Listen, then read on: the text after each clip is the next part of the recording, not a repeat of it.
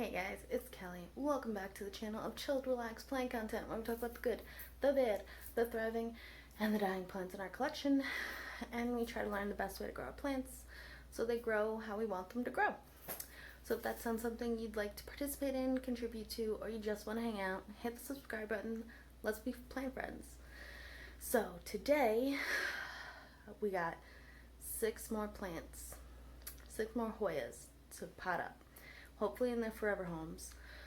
And yeah, but first I'll show you the plants behind me that I'm not going to be potting up today because they're not ready, and it'll be like a little tease for a future video when they are ready to be potted up. Alright, so I'm going to flip you around, show you those, and then we're going to get to potting up. Alright guys, so this is a Hoya cardiophylla. I do have another one right here, and I'd like to pot them all up together, but we're waiting on roots. This is the Hoya castophila. Look at how beautiful those veination is. This is, well, the light's about to get a little weird. This is Finlaysonii, Hoya Finlaysonii. Again, just waiting on one of them to root up. The other one's got enough roots, but this guy we're still waiting on. We're gonna swing on over here to this guy. Let me just turn this light. There we go. So we have an extra Hoya carnosa freckles that didn't fit in the pot that I potted up last time. So it's just a little extra cutting for a trade. We have the Hoya Matilde, which I think is ready for like a 2-inch pot, but I'm gonna wait on that. And then this is my Hoya Ruthie, and look, she's growing back. Focus. She's growing. This is like my first successful Hoya Ruthie. Is that a mealybug? Yo, I'm about to be pissed. Get off. I swear. Okay, so that's the Hoya Ruthie. Then we have an extra Hoya obscura cutting that didn't fit in the pot, so I can use that as a trade. An extra Hoya deckii that I can use for a trade. Hoya diptera, which is still working on roots. There's a second piece in there that has no roots, so we're waiting on that. This is the Carrii Splash. We have a Chelsea back there, still working on roots. We have a Hoya Jennifer working on roots. I can pot it up with my other Hoya Jennifer. And then this is the Carrii Variegata, waiting on roots. And then this is an extra Crimson Princess. I have 2 large 8-inch pots and then 2 4-inch pots. Do I need another one? No, but she is beautiful. So that's what we're doing. And this is my little mess. So these are the last ready to be potted up Hoyas that I have. This is how my little setup is, by the way. And this is what we got for soil left. So yeah, I'm gonna set you up and see you in a bit. Alright guys, so the first one we're going to be looking at is my Hoya carnosa crinkle. I'm going to be potting her up into this matte blue pot. It's very cute. Let's try to pull her out. Okay, she came right out, which is good. I don't see a lot of roots, so there's that. But she's not losing any leaves, so she should be okay. I'm going to move her over so you guys can see. Powder in and backfill it.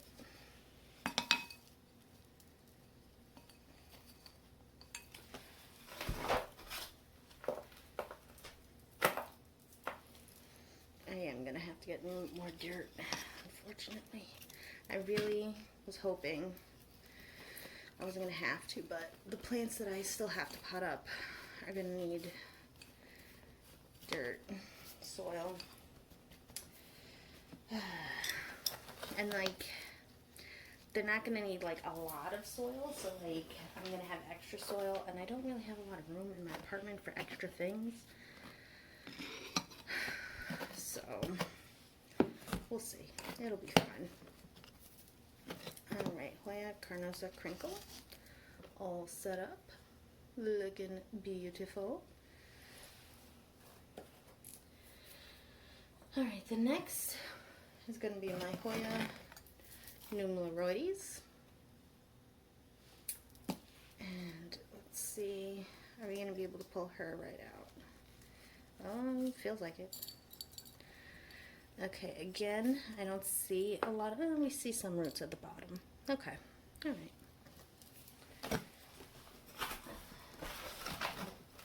Just gonna pour some dirt in, prop her in, and backfill. This plant has given me such a hard time growing. I know other people have like really no issues growing this plant, and it's in no time a very long and prolific grower. Usually it's like blooming. Meanwhile, I'm struggling to get a new leaf here. So maybe the new soil and the new nutrients in the soil will help. Hopefully. Yeah, Numeroides. Alright, so the next are my most recent purchases.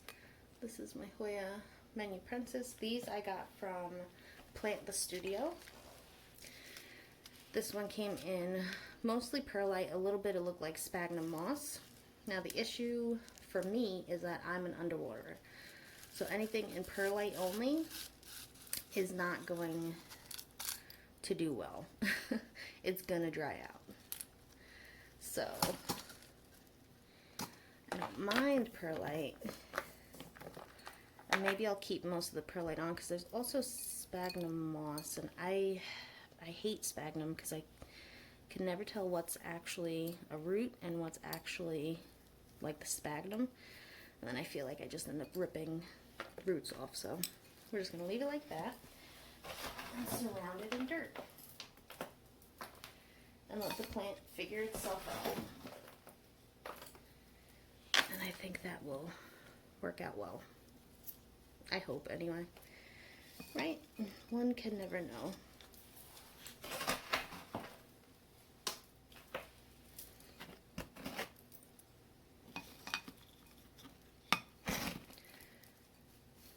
Okay.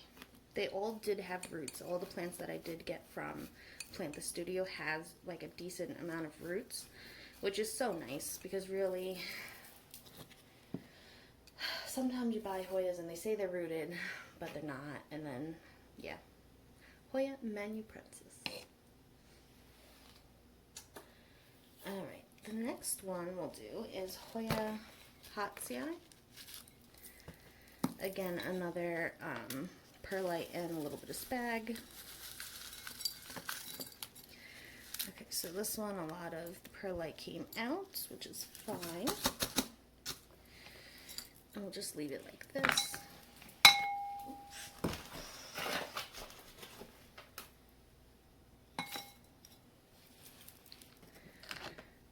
Put the Hoya right in the middle.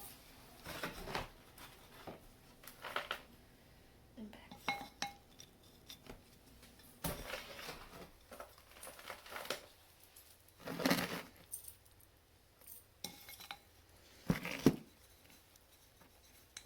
Now, I'm okay if the plant decides it's not going to put out new leaves, but work on its roots, because it is kind of going from a small 2-inch to a larger 4-inch with minimal roots, probably, you know. So the plant might just focus on putting out roots instead of new leaves, which is fine.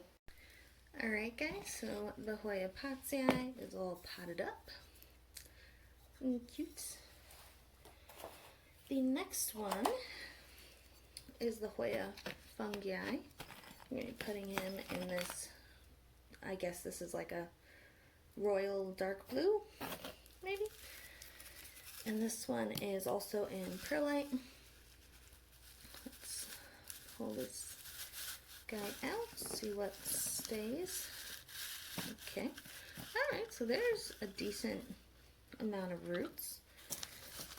The perlite didn't really stick, but that's completely fine.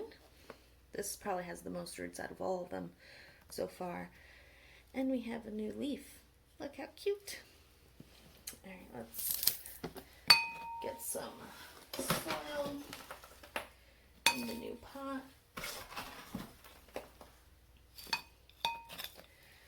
Lay this guy in there. Let me move it so you can see. Lay him in there and fill her up. I'm really starting to get low on the soil. So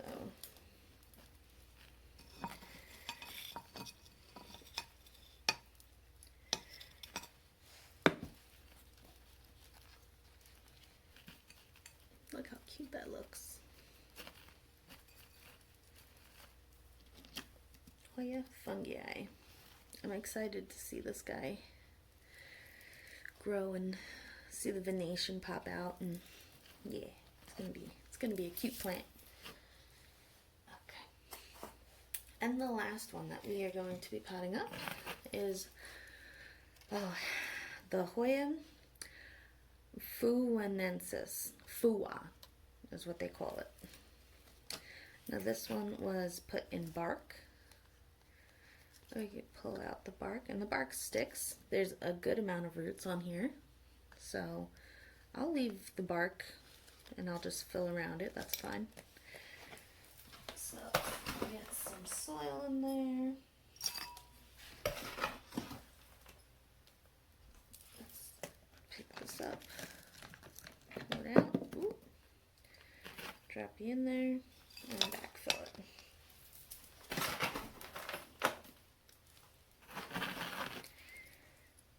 This plant kind of reminds me of the Hoya caudata, just like the coloration, I guess the splash of it. Although I know the caudatas sometimes have like that wavy edge. This does enough. You know, this is good enough for me for that. I don't need to get one of those now. I am really hopeful that this long tendril survives and puts out no more leaves. And yeah, so I will flip you around, show you all of the plants that we repotted, and then you guys can pick your favorite and let me know in the comments below. Alright, see you in a bit. Alright guys, so these are the 6 plants that we potted up. The Hoya fua, because it's easier to say. Are you into this kind of splashy, thicker, more, I don't know how to explain it. They look like older leaves, kind of like Jurassic-y, kind of, with the way the splash is? Or are you into the fungi, where there should be venation as the plant matures? The Manuprentis with its really cute and unique leaves. The Nummuloides, which has the cutest, littlest fuzzy leaves. The Hoya carnosa crinkle, because you just like those little crinkles. Or the Potsii, because it's also just a really cute plant. It's a good, solid green plant. So which one is your favorite of this group? And yeah, until next time guys, relax, plants, and peace out.